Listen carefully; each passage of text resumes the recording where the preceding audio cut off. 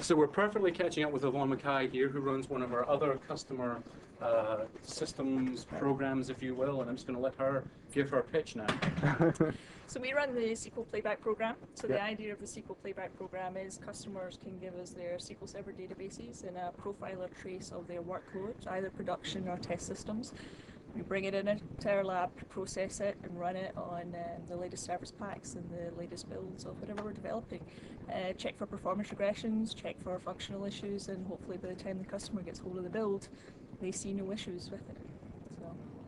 So if you get back to the question you were asking earlier on about the complexity of database systems and the applications, this is one of the great ways that we can replicate that, because we can do black box testing and white box testing, but that only tests, you know, the interaction between the components so far. And so what this allows us to do is to take a real customer workload that they really ran, as Yvonne says, either in development or in production in many cases, and for us to rerun it here. And we can run it, you know, so we can stress, we can check for performance, we can check for behavior, and really it's a huge criteria for us that before we send out a service pack or even a beta, that these things all pass within certain limits. Yep. How many playbacks did we have for SQL 2000? For SQL 2000, I think we're probably around about 50 or so playbacks.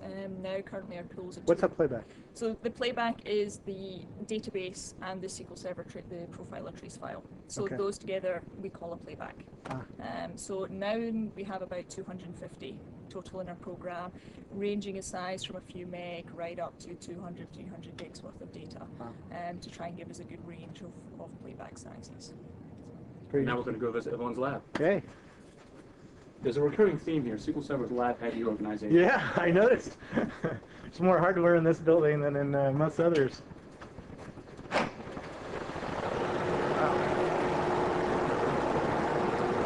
So we have various hardware in the lab, lots of old hardware, lots of new hardware, you know, rack-mounted hopefully. We have a whole load of client machines, which we actually support other teams doing international testing of international OSs and international SQL servers on these ones. 64-bit machines as well as 32-bit machines. Yep. I think down here we've actually got a playback running. Profiler in the background, we have a lot of automation around about it. This one's actually finished with a good bit ratio. And you can see this one, it took 23 hours to actually run through this little bit.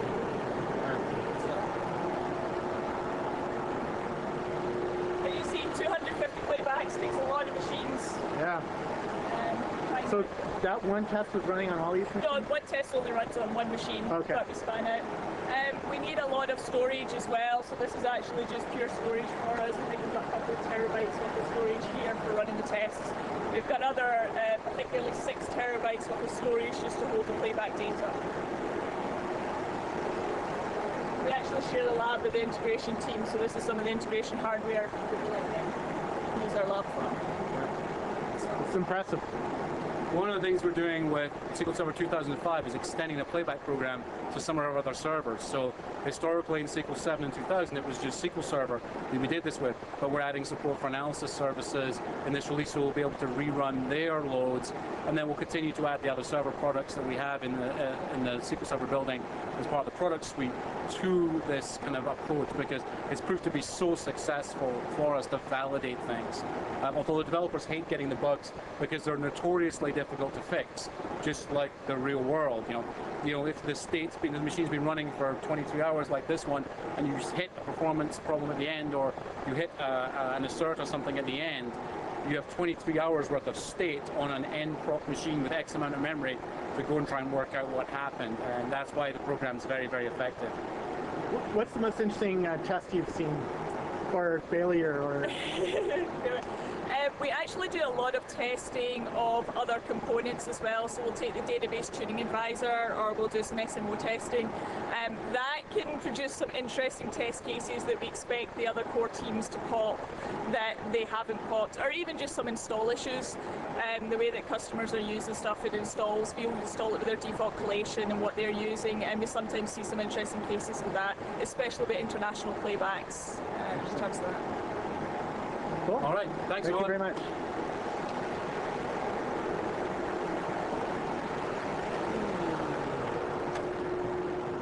you want to pause now? We have a very boring walk, please. Okay. Okay, so So we're still on the 3rd floor. We just finished the customer labs, and we're now going to see part 2 of the Rogues Gallery. And so another bunch of the MVPs, many well known. Kim Tripp, who invariably wins a prize at one of the Tech Eds for one of the best presentations. Yeah. That's some of these people. And the infamous Dr. Tom Moreau, one of our Canadian MVPs. Great. Right. You might want to kill it again while we wander around aimlessly trying to find Soner's office. Okay. No, I think it might be over in this corridor. Well, let me just cancel you here. All right. I guess you're in. We're now in the depths of the SQL Server Engine team. You've met some of the customer teams, the BI teams. This is Soner Terek, who is the dev manager for SQL Server Engine, and Edmund vonAllmen, who is the test manager for SQL Server Engine. I'm going to get you all excited about something to do with SQL Server Engine. It's great. Buy lots of it. Yeah. That's the summary, I guess. I don't even know where to start. What's the engine written in? Oh, it is C++. C++. C++. It's many lines of code. Let's put it that way. Yeah. You guys have an excellent test framework. Some interesting numbers actually would be amazing how many. We have over 250,000 tests, which we can run roughly twice a week, full runs. Did you say 250,000? 250,000. Automated, no manual. It can be done twice a week. x86, IA64, AMD64. If we had to go full all out, we can do it. Now, it doesn't mean you can add any more to your test when you're doing that, but it's not bad. I think Robert's struggling to comprehend that number. And remember, Well, that's just SQL Server Engine. There are multiple other products in the box who have probably another 100,000, 200,000 tests between them. Right. What? You're wondering how still- I have how never can you manage that, huh? The infamous Robert Scoble, lost for words. I don't know. For Yeah. the first time. Oh, it's not the first time. I get stumped all the time. I'm just trying to comprehend what the engine is. What, when you get That's a new really good developer in question. here, do you what do is when you it? don't have any UI and there's just like layers of code that do something to the hard drive, right? Pretty boring, actually. Just say that. Yeah, it's not something you can write mom about. Yeah. That certainly is the case. One thing that is exciting for all of us is it runs on really, really different platforms in terms of, it runs on this. Yep. And it It runs on all that big iron hardware we just saw. Yeah, I don't know how many irons. This is a fairly small one. We can go visit the SuperDome if we want later. We were just in the customer lab, which I think is a 16-way or a 32-way is the biggest thing that Karina has in there. We got a 32-way. 64-way, I thought. Yeah, we Yeah, got some impressive boxes upstairs. If you're interested, if we have the time, maybe we can go upstairs and I can show you guys the boxes. So it may be interesting to see that. See, the thing I find interesting about it, and this is most telling, is when you think about Microsoft right now, what is Microsoft running on? So your paycheck is running on this product right now. And I do get paid every 2 weeks, so I guess it That's works. pretty good. You go out to the HR website, you're being covered by this product right now. When the product doesn't work, that's usually the biggest thing you got to worry about, right? So if the product doesn't work, who do you affect? Well, you affect the airlines. You affect NASDAQ. You affect Korea. You affect countries, and that's kind of the other side. So it's this engine which is everywhere, and people are now dependent upon it all over the place to store their data. If you guys could rewrite the engine from scratch, what would you do? Oh, please. I'd love to hear this one. I am not sure I want to go a lot deeper into that. If we would rewrite the engine, I still would not start with Java. But I would make it a lot more pipelined, most probably. It is currently big. That in itself is a management challenge. Well, keeps me employed. That's one way of looking at it. But seriously, there are lots of re-engineering efforts that we always look into. We don't let things go stale for a long time anyhow. So there's no such thing as, we will completely rewrite it from now.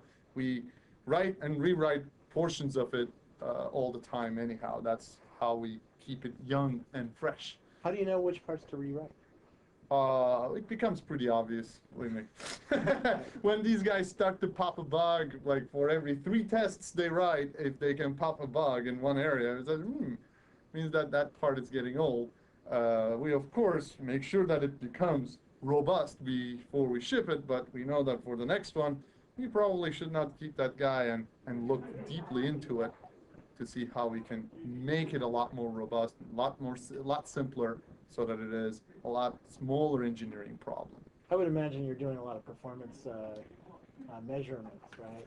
And that'll tell you parts where you need to spend the engineering time. Absolutely. So my group also does performance testing. So some of the boxes upstairs are actually purely around performance testing, and we do have some major boxes like 64-way boxes with 1 terabyte of RAM, not disk. Yeah. Terabyte of RAM, and we actually run on those. Can I take that home with me? Well, I think Media Center would run real well on that. Makes a great Doom server. Yeah. You get a lot of people playing Doom on a network with it. If you got a jacket, we could go upstairs, but it is cold in there, I can tell you that. There are lots of disks, and so yeah, we do run many performance tests. We actually run them continuously, just like the 250,000 test cases we have. We do have additional performance tests that we run all the time and measure the performance of the system and try to improve it all the time. If you had a kernel developer from a competitor in here, what would you be bragging about? Over beers, you know. What would you say? Ha, my engine does. I would brag more about the engineering excellence that we are trying to achieve here, because that is more of a common ground. And in a way, I can brag about, hey, this engine does this, and if he's not writing another database server, why does he care?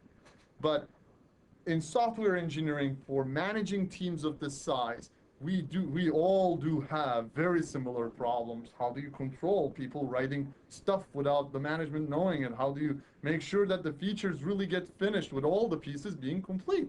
How do you make sure that actually features get tested before they're checked in? And I think we, in the last several years, let's call it that way, we've been getting better and better in that engineering aspect of it, so that we build much nicer, much higher quality systems here. That's what I would brag about. I also think that our own comfort in the product, like we have a lot more, we want to make sure the product's right before other people consume it. And so we put a lot of work up front to make sure it's done right. So that engineering practice, that dance between dev and test to create a product which, you know, is testable, is actually tested for the most part everywhere before it's actually checked in. That's something which on way back, call it 10 years ago at Microsoft, it used to be develop it and throw it over the wall to the test team. And now it's develop it and test it and then put it in, and for the most part you can consume it almost immediately after that. And that's a rarity. Yeah. I actually would add, if I were to brag about something, I would add a new thing that we've been trying to do here is, you probably know about Watson, and we get these dumps from Watson. One of the problems with Watson is, do you have enough data in the dump? It is always a problem. And well, when you're running on a 1 terabyte RAM machine, getting a full dump is really completely out of the question. So you can't really dump all the memory and ask the customer to upload it over the internet to us. So yeah. Since that is the case, we've been trying to figure out ways of understanding what portions of the memory we need in order to debug an issue. And that's a hugely important thing for us. So in order to excel in that, what we have instituted internally is we create the same Watson dumps internally for our test passes before the product is long before it is released. Internally, we use the same things. And how we basically are trying to create a behavior of collecting the right dumps, the right information. Yes. Yeah. So let me. Because you can't dump just a terabyte of RAM onto a hard drive. Yeah. Well, it's kind of interesting because I'll tell you how it kind of evolved. So as typically when you file a bug which is caused by either an assert or an AV, the product automatically gives us a dump. We have two types. We have these big dumps, which are huge, and you'd never want to be able to ship them across the internet. And then we have these mini dumps, which for the most part, you could never find out what the problem was. So what we did is the mini dumps became better, and we needed a process and behavior that would keep improving them. So we never really got to the point of the full dump. At the same time, the testing, which has to make these runs, massive runs, can automatically file bugs on an AV or an assert. And we don't even have to look at those things. They just automatically, if it goes off, this mini dump, which is now a much more intelligent dump, is automatically filed into Product Studio. And then the behavior, which is kind of interesting, is we'll also file the big dump. And we'll sometimes file even the steps that may have caused it. But you don't get access to that magic unless you had to redirect yourself to get to it. And then if you redirected yourself to get to it, you got to file a bug against yourself for why you had to go there. So you want to take it from there? Yeah. So basically, the idea is to keep improving the mini dumps so that they contain the right information all the time. So the process of, so we kind of audit who needed to access the full dump or even the repro steps, which are not things that we can have available to us if the Watson is coming from a real customer. We want to turn it around and make it into a bug for the mini dump so that next time around, this will be an issue that, or similar issues will be something that can be resolved by just looking at the information that is available in the mini dump. And we actually even jump-started this process. The hardest part of this is, how do you start? What do you do? We said that, we don't know what to do. That's just the truth. We don't know where to start, how much to put on it, how much is too much, how much is too little. So we made an executive decision after a lot of scientific research. We said that every little dev team will devote 5 developer days, basically assign a developer for a week, to come up with what they will put in their own portion of the mini dump, what they think they need in order to debug problems within their component. And we jump-started the process that way, and we keep improving the process since then. And it is really amazing the improvement we have seen. That we started with 40% or something like that, less than 40%, which is basically the percentages, how many of the mini dumps, just the mini dump, can lead us to the understanding of the problem with the solution to it. And we are hovering over 70, 80%, I believe, so, 70 or 80%. We started the usage of this on our stress beds. Because typically they would crash for an assert, and that's where we would just be generating automatic files. And then we moved it to the functional runs and expanded it across all 250,000 tests. That was amazing because you can still debug the problems even on the functional runs for those class of failures. Now we could take it the next step, where if we could get Watson grabbing stuff for other things other than asserts and AVs, you'd be really there. We will, we're working on that. And another thing about this is there's a huge cultural aspect to this, because you ask a developer, there are different shifts in a developer mentality. Some wouldn't even, or not in my group anymore, normally would not even talk to you unless you actually repro the problem and put it on their debugger, have all the symbols ready in there, ready for Mr. whoever to debug. Well, that's not the real world. The real world is some problem comes out of thin air in a lot of the cases. So there's a big cultural shift. People not only debugging from repro scenarios on a live server, going down to debugging from a dump. Well, by the way, it's not even a full dump. And if you didn't get all the information, you have to go back and file a bug against yourself so that next time similar problems can be resolved. I think that has been a very successful thing for us. I think we've been getting. It's amazing what the company's learning from the crash dumps and the Watson data. I hear that not just in this team, but other teams as well. What else do I want to know about the? How is the kernel? How is the engine, kernel? we call it, the yeah. engine. Yeah. The engine. Sorry. That's it. I'm a Windows guy. How has it changed over the last 10 years? What's the biggest trend that you've seen in database engine development? Well, it's changed? not that easy for us to comment too much on it because we were both on it for about 4.5 years. Right, but if you were to say, what's the evolution Yeah. from the type of data that was stored, and you said originally it was relational data, lots of tables, and then it's evolving now to the other extreme of being a good place to store your unstructured data, your stream data, as well as your semi-structured data. So it is becoming a platform that can grab all of that. And I think I want to add to it that it grew from something that was, in a way, perceived as a departmental database server to an enterprise critical database server. If you look into Winterkorp's report out of the biggest OLTP databases, out of the 10, I think we have 2 or 3 of the biggest OLTP databases in the world. I believe that is the What's right. OLTP? Online transaction processing. It's the typical cases like check Clearing caching lines and stuff check like caching. that. Yeah. We talked about different workloads a little earlier on, where I talked about the volume of transactions that would come out of something like AT&T's call records or something like that, and then we talked about how to make something meaningful out of that using business intelligence. Right, so there's multiple workloads in the database industry, and really the Winterkorp measures OLTP, which is the day-to-day business.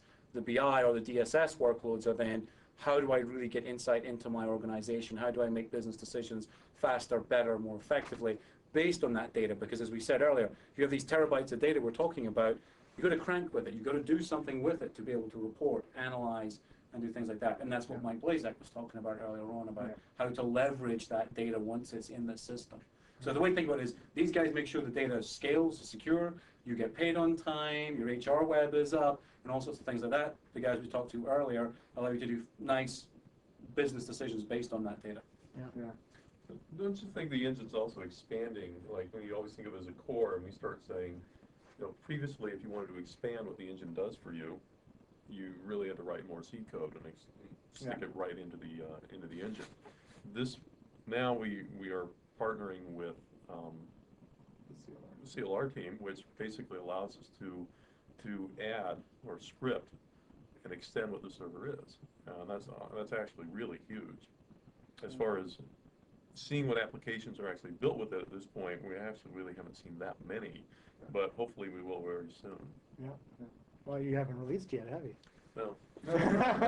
We had one customer in the lab who had a T-SQL function that was rewritten. It was a financial calculation, and I think one of the program managers rewrote it on the spot without too much thinking or design or anything else like that, and it was 40 times faster in C# than T-SQL. Wow. Which is not surprising. T-SQL is not your, hey, let's do a lot of computation kind of programming language. It is a data retrieval, data management language, and therefore it pretty much is a very ideal tool to write financial calculations. So when you convert it to C#, so the extensibility that Edmund is talking about is very, very important. So that's another area that we grew into. And of course, at the same time, enterprise level features like getting mirrors of your database at the lowest level, or service broker and stuff like that. So in the last 10 years, I could say that the engine apparently matured and grew into a much bigger enterprise quality system. That is still the ease of use champion among all the top 3.